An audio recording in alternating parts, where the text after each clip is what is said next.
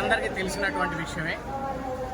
మనకి తెలంగాణ నుంచి ఆంధ్రప్రదేశ్ మనం విభజించబడిన తర్వాత, స్టేట్ డివైడ్ అయిన తర్వాత మనకి ఏపీ రీఆర్గనైజేషన్స్ యాక్ట్లో ఒక మంచి రిఫైనరీ ఇవ్వాలి అనేటువంటిది ఒక యాక్ట్లో కూడా ఉంది. మొన్న గౌరవ ముఖ్యమంత్రి చంద్రబాబు నాయుడు గారు ఢిల్లీ వచ్చినప్పుడు మనకున్నటువంటి హక్కు ఏపీ రీఆర్గనైజేషన్ యాక్ట్లో ఉన్నటువంటిది రిఫైనరీ కావాలని చెప్పేసి గౌరవ ముఖ్యమంత్రి గారు కేంద్ర పెద్దలందరిని అడగటం, ప్రధానమంత్రి గారిని, పెట్రోలియం మినిస్టర్ గారిని కూడా అడగటం జరిగింది. దాని మీద వెంటనే కేంద్ర ప్రభుత్వం కూడా స్పందించి ఒక మంచి రిఫైనరీ ఫ్యాక్టరీ, ఆయిల్ రిఫైనరీ ప్రయత్నాలు జరుగుతూ ఉన్నాయి.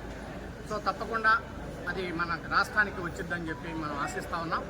మరి ఈరోజు బీపీసీఎల్ సిఎండి గారు, అలాగే వాళ్ళ రిఫైనరీ హెడ్, డైరెక్టర్ ఫైనాన్స్ అందరూ కలిసి ఈరోజు గౌరవ ముఖ్యమంత్రి గారిని కలవడానికి వచ్చారు. ఆ సందర్భంలో దుర్గామ్మ టెంపుల్ను కూడా దర్శించుకోవడం కోసం వారితో పాటు కలిసి వచ్చాం.